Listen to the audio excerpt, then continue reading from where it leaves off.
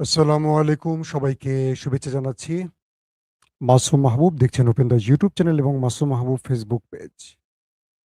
আ আপনারা দেখতে এবং শুনতে পাচ্ছেন ক্লিয়ার? আমাকে একটু কমেন্ট করে জানাবেন। বেশ কিছু গুরুত্বপূর্ণ খবর আপনাদেরকে জানাতে চাই। আমেরিকা কি হঠাৎ করে কোনো নিউক্লিয়ার অ্যাটাক করলো বা পরীক্ষা চালালো? এটি এখন বিশ্ব গণমাধ্যমে উঠে এসছে পাশাপাশি চারদিক থেকে একা হয়ে পড়ছে বা একঘরে হয়ে যাচ্ছে মার্কিন প্রেসিডেন্ট ডোনাল্ড ট্রাম্প এবং আমেরিকা।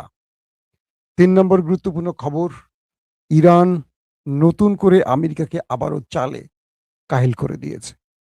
একদিকে আমেরিকার জন্য দুঃসংবাদ আসছে প্রতিদিন আর ইরান নতুন চালে কার্ড খেলছে আমেরিকার বিরুদ্ধে। দর্শক, আপনারা কি শুনতে এবং দেখতে পাচ্ছেন ক্লিয়ার? আমাকে একটু কমেন্ট করে জানান তো। জি, দেখতে ও শুনতে পাচ্ছি। আলহামদুলিল্লাহ। গফরগাঁও। ওকে।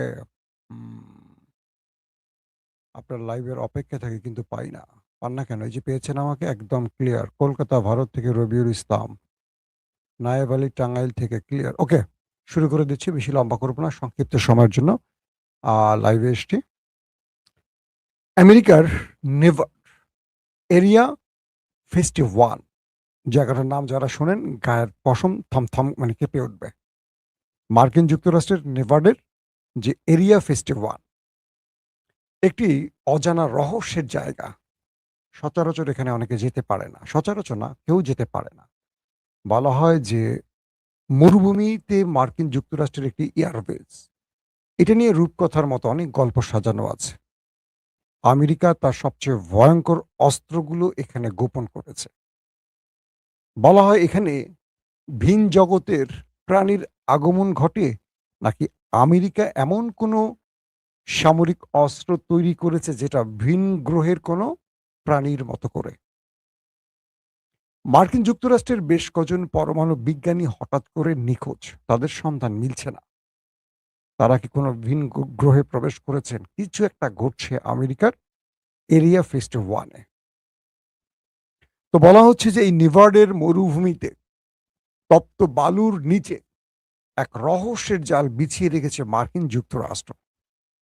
গত ২৪ থেকে ৪৮ ঘন্টায় গত ২৪ থেকে ৪৮ ঘন্টায় মার্কিন যুক্তরাষ্ট্রের নেভাডের এই তপ্ত বালুর নিচে ১৭ বার ভূকম্পন হয়েছে, যার মাত্রা 4.4।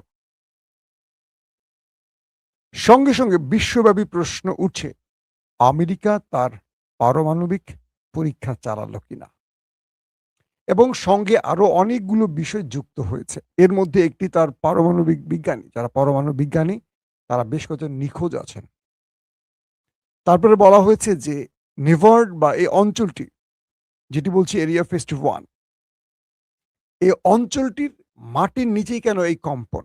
যেখানে আমেরিকার রহস্যের জাল তৈরি করা এবং ২৪ থেকে ৪৮ ঘন্টায় এই ভূকম্পনের মাত্রা 4.4 এবং ১৭ বার। টানা ১৭ বার ভূকম্পন হয়েছে। বিভিন্ন মাধ্যম বলছে যে আমেরিকা ইরানে কোনো নিউক্লিয়ার অ্যাটাকের জন্য হয়তো এখানে নিউক্লিয়ার টেস্ট চালিয়েছে মাটির ভূগর্ভস্থ, মাটির নিচে। কয়েক মাইল নিচে তারা পারমাণবিক পরীক্ষা চালিয়েছে। কেউ বলছে আমেরিকা তার কোনো ভয়ঙ্কর অস্ত্র হাজির করতে যাচ্ছে যেটা টেস্ট করেছে মাটির নিচে। কেউ বলছে আমেরিকার অজানা কোনো ভয়ঙ্কর যেটা ভিন গ্রহের কোনো একটি বিশেষ অদৃশ্য বা কোনো একটি সদৃশ্য বা কোনো একটি ভয়ঙ্কর কিছু আমেরিকা টেস্ট করছে ইরানের বিরুদ্ধে পরীক্ষা মানে ব্যবহারের জন্য। এরকম নানান রকম তথ্য উঠে আসছে এখন বড় গণমাধ্যমে, সেটা Washington post, new York Times, হ্যাঁ? আর অন্যান্য গণমাধ্যমে আসছে।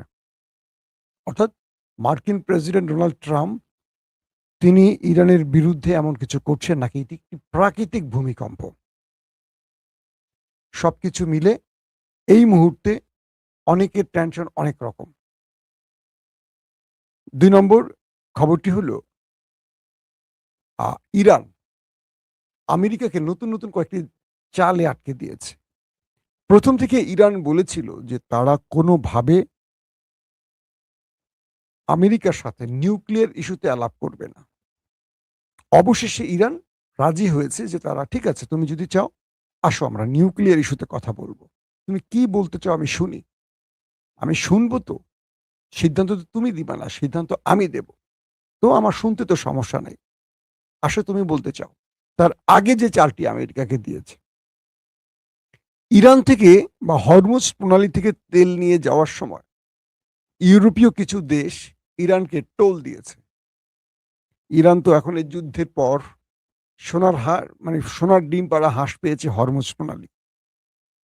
তো মার্কিন যুক্তরাষ্ট্র ক্ষেপে গিয়ে বলেছে যে যেই সব দেশ ইরানের কাছে টোল দিয়ে বা ইরানকে টাকা দিয়ে এখান থেকে তাদের জাহাজ পার করবে বা তেল কিনবে, আমি তাদেরকে স্যাংশন দেব, তাদের ট্যারিফ বাড়িয়ে দেব।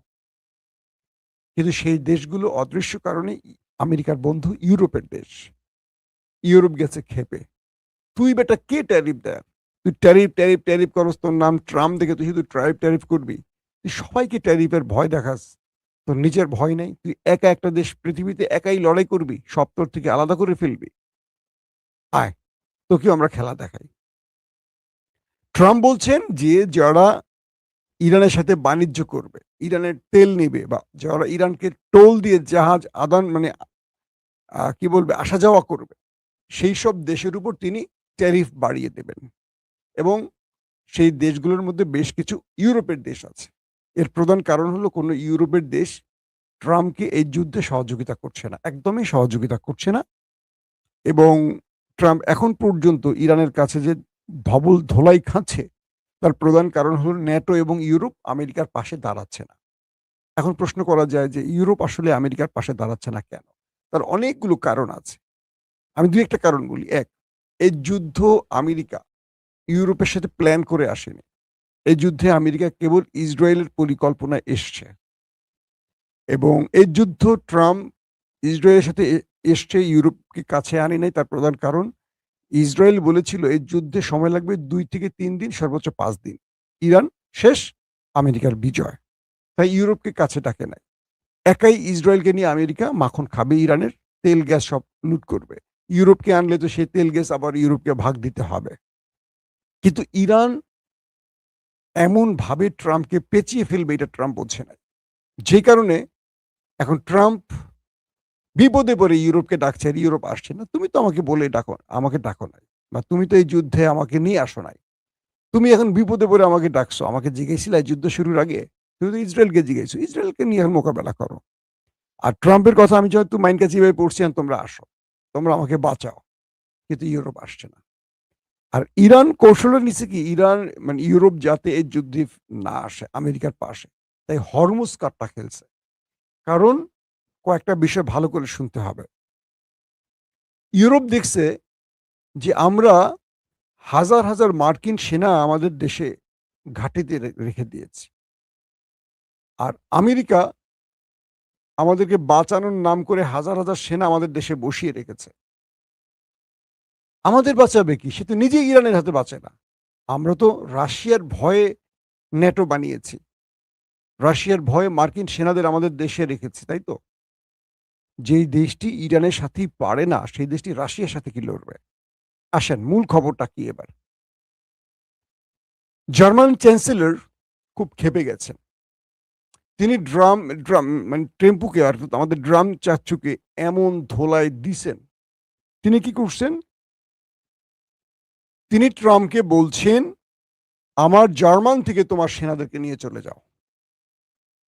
এই মুহূর্তে জার্মানে ৩৫,০০০-এর মতো বা তার কিছু বেশি মার্কিন সেনা রয়েছে। অর্থাৎ পৃথিবীর ৮০টি দেশে ৮০০ মার্কিন ঘাঁটি রয়েছে। এর মধ্যে ১৬টি আরবের ঘাঁটি কিন্তু ইরান ধ্বংস করে দিয়েছে। মানে গালফ কান্ট্রির মধ্যে ১৬টি যে ঘাঁটি ছিল, এগুলো কিন্তু ইরান একদম অবলষ্ট করে ফেলেছে। অবলষ্ট বোঝেন? আমার ছেলে মাঝে মাঝে বলে, "অবলষ্ট হয়ে গেছে বাবা কিছু নষ্ট হয়ে গেলে।" তাই শব্দটা আমি আপনাদের বললাম। অবলষ্ট হয়ে গেছে। তো গালফ কান্ট্রি দেখলো যে আমেরিকা আমাদেরকে বাঁচানোর নাম করে আমাদের ট্রিলিয়ন ট্রিলিয়ন পেট্রোডলার নিচ্ছে। ওরা আমাদের বাঁচাবে কি? ও এক ইরানের হাতে মার খেয়ে সোজা হয়ে গেছে। ওর ঘাঁটি-মাটির কিচ্ছু নাই এখন। সব লন্ডভন্ড। গালফ অবাক হয়ে গেছে। এই আমেরিকা আমাকে বাঁচাবে? এটা পসিবল? সে নিজে তো নিজের প্রাণ বাঁচাতে পারে না। তো দ্বিতীয়ত ইউরোপ দেখলো যে তারা জার্মানি ৩৫,০০০-এর মতো ধরেন মার্কিন সেনা রয়েছে। তো জার্মান চ্যান্সেলর দেখলেন যে, "কিরে ভাই, এই আমেরিকা যুগের পর যুগ আমার দেশে বসে আমার তেল, আমার টাকাগুলি খাচ্ছে। ওরা তো নিজেকেই বাঁচাতে পারে না। ওরা আমাদের বাঁচাবে কি?" তারপর ইরানের সাথে লড়াইটা বাধার পর ফ্রান্স, স্পেন সহ আরো বেশ কিছু ইউরোপীয় দেশ যখন বলল আমেরিকাকে যে, "আমার ভূমি, আমার আকাশ, আমার স্থল তুমি ব্যবহার করতে পারবা না ইরানের বিরুদ্ধে।" ডাইরেক্ট সাফ আমেরিকাকে না বলে দিয়েছে। যে কারণে আমেরিকা তাদেরকে আবার তেল নেয়ার রাস্তা করে দিয়েছে। ওকে, তুমি আমার পাশে দাঁড়িয়েছো এজন্য তুমি এখন আমার মিত্র। যাও, তেল নিয়ে যাও। বাট টাকা পয়সা দিয়ে যাবা। টোল দিয়ে যাবা, ফ্রি না। তো জার্মান ছিল আমেরিকার পক্ষে। সেই জার্মান এখন আমেরিকাকে বলছে, "মিস্টার প্রেসিডেন্ট ট্রাম্প, তুমি তোমার সেনা নিয়ে আমার দেশ ছাড়ো।" বুঝতে পারছেন? অর্থাৎ এই মুহূর্তে ডোনাল্ড ট্রাম্পের আমেরিকা পৃথিবীতে একা হয়ে পড়ছে। সব জায়গা থেকে তাকে ঘাড় ধাক্কা দিয়ে বিদায় করে দিচ্ছে। স্পেন বিদায় নিতে বলছে, ফ্রান্স বলছে, এখন জার্মান বলছে, "জার্মান, তুমি আমার দেশ ছাড়ো।" ১ম এ ৫,০০০ সেনাকে সরিয়ে নেয়া হবে। তারপর ধারাবাহিক সব সেনাকে সরিয়ে নেওয়ার ঘোষণা আসতে যাচ্ছে। স্পেন কি বলে জার্মান আজকে ঘোষণা দিয়েছে, মার্কিন সেনাদের জার্মান ছাড়তে হবে। এমন একটি সময় যখন আমেরিকা ইরানের কাছে ধোলাই খাচ্ছে। যখন মধ্যপ্রাচ্যে ইসরায়েলে অস্ত্র বাড়িয়ে পুরো ক্যান্টনমেন্ট বানিয়ে ফেলছে আমেরিকা, তখন দেখেন ইউরোপ তাকে ঘাড় ধাক্কা দিচ্ছে। এই খবরটি আমেরিকার মাসনাদে বা আমেরিকার জনগণের জন্য বিশাল ধাক্কা যে আমেরিকার পরাশক্তি বা সুপার পাওয়ার আমেরিকার অবস্থা কি যে তাকে এখন মানুষ ডাকছে না, বরং বিদায় নিতে বলছে। "বিদায় নাও, দূর হও আমার দেশ থেকে তুমি।" এক ইরান আমেরিকাকে কোথায় নামিয়ে দিয়েছে কল্পনা করতে পারেন? ট্রাম্প তো প্রচুর ক্ষেপে গেছে। ইউরোপ বলছে, "তুমি কে স্যাংশন দেওয়ার? তুমি কে আমাদেরকে ট্যারিফ যোগ করার? তুমি কথায়, কথায় ধমকি দিবা, ফিনল্যান্ড নিবা, এইটা করবা, ওইটা করবা। তুমি হুমকি দাও, নেটো সব তুমি, তোমার কথা চলতে হবে।" না! তুমি তো ইরানের কাছে মাইর খেয়ে শহীদ হয়ে গেছো। সোজা হয়ে গেছো সাপের মতো। তুমি আমাদের থ্রেট দেওয়ার কে? তুমি রাশিয়ার হাত থেকে আমাদের বাঁচাবা? যেজন্য আমরা ন্যাটো বানাইছি রাশিয়ার হাত থেকে বাঁচার জন্য। এক ইরানের সাথে পারছো না তুমি, তুমি আমাদের রাশিয়া থেকে বাঁচাবা? এটা সম্ভব? ট্রাম্প বেচারা পড়ে গেছে বহা মাইনকা চিপায়। এখন ইরান বলছে, "ঠিক আছে, তুমি নিউক্লিয়ার ইস্যুতে কথা বলতে চাও, আসো আমার সাথে কথা বলো।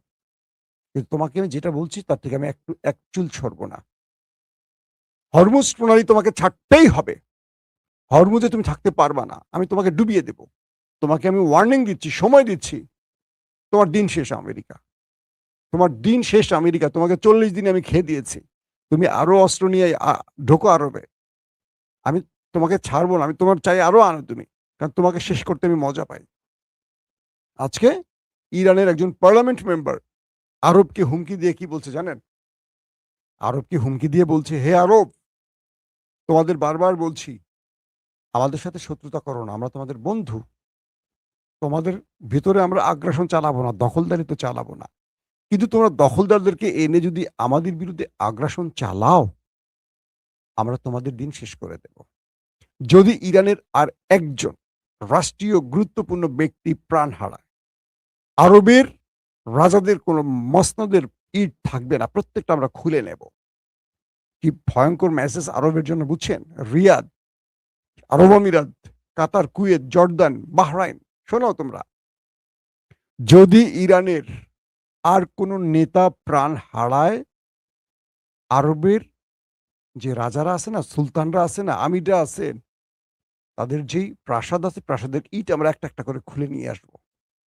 এবার থেকে আমাদের টার্গেট হবে আরবের রাজাদের বাড়ি, আরবের কি সুলতানদের বাড়ি। বুঝতে পারছেন? তোমাদের প্রাসাদগুলিকে আমরা এখন টার্গেট করব যদি আমাদের রাষ্ট্রীয় কোন গুরুত্বপূর্ণ ব্যক্তির বাড়িতে হামলা হয়। এখন আরবের করুণ দশা শুরু হয়ে গেছে। ইরান বলছে, "আমরা আরবকে আর ছাড় দেব না।" কারণ আমরা দেখছি আমেরিকা আরবে একের পর এক অস্ত্র মোতায়েন করছে, বাড়াচ্ছে। আমেরিকা নতুন যুদ্ধের জন্য প্রস্তুত নিচ্ছে আর আরবে সব এসে আরবে জড়ো হচ্ছে। এবার আরবকে যে আমরা উত্তরটা দেব, এটা আরব কল্পনা করবে না। ইরান বলছে, "আমরা শুধু মরবো না, তোমাদের নিয়ে মরবো।" ইরান একা মরার জাতি না। ইরানকে ৫-৬ হাজার বছর কেউ মারতে পারেনি। আমেরিকা তো প্রশ্নই আসে না। তোমরা আসো, যদি আমরা মরি তোমাদের নিয়ে মরবো। আমরা একা মরবো না। তোমরা শত বছর ধরে যেই দেশ সাজিয়েছ, সোনা দিয়ে মুড়িয়ে রেখেছ, সব আমরা ছারখার করতে আসতেছি। ওয়েট করো। তোমাদেরকে আমরা ওয়ার্নিং দিচ্ছি। আমেরিকাকে খেদাও। আসো, আমরা ভাই, ভাই হয়ে থাকি। যদি আমরা ভাই, ভাই হতে না পারি, শত্রু হতে চাও, তোমাদের শত্রুতা দেখাবো কাকে বলে, কয় প্রকার। এখন আরবরা মহা টেনশনে পড়ে গেছে। কারণ ইরানের নেক্সট অ্যাটাক যদি আরবের রাজা বাদশাদের বাড়িগুলোতে হয়, প্রাসাদগুলোতে হয়, একেকজনের তো বউ আছে কয়েক ডজন করে, বাচ্চা আছে কয়েক শত করে। মানে একেকজন রাজা, রাজার ভাই, রাজার ভাতিজা, মানে ধরেন রাজার ভাই আছে ধরেন ৪০ জন। একজন তো রাজা, তার ভাই আছে ধরেন ৩০ জন বা ১৫ জন বা ১০ জন। তাদেরও আবার সন্তান আছে একেকজনের মোটামুটি ধরেন আল্লাহ দিলে ৫০-৬০ জন করে। ওইটার মধ্যেই আছে বিশাল একটা ছোটখাটো দেশ। এত পয়দা করছে। একেকটার বউ আছে অনেকগুলি। তো ওই প্রাসাদের মধ্যে যখন ইরানের মিসাইল ড্রোন হিট করবে, বুঝতে পারেন কি হতে পারে। তো এখন এই অবস্থার মধ্যে নতুন করে আরবরা ইরানকে নিয়ে ভাবতে শুরু করেছে। ইউরোপকে বলে দিয়েছে ইরান, তোমরা আমেরিকার পাশ থেকে সরে আসো, তোমাদেরকে আমরা নাড়ব না। ভেতরে চীনকে দিয়ে রাশিয়া বলছে, যদি ইউরোপ আমেরিকাকে বিদায় করে দেয়, যদি গালফ আমেরিকাকে বিদায় করে দেয়, ঘাট ধাক্কা ধরে বের করে দেয়, আমরা ইউরোপের সাথে সম্পর্ক উন্নয়ন করব। শত্রুতা আর থাকবে না। তার মানে ভেতরে রাশিয়াও খেলতেছে। এখন ট্রাম্প পড়ে গেছে মহা মাইনকাচি ভাই, কি যুদ্ধ শুরু করলাম ইসরায়েলের বুদ্ধিতে। আমার ধুতিও যাচ্ছে, জাইঙ্গাও যাচ্ছে। আর ইজ্জত তো নাড়াচাড়া করতেছে। এখন কি হবে? প্রত্যেকে ভালো থাকবেন। আল্লাহ হাফেজ।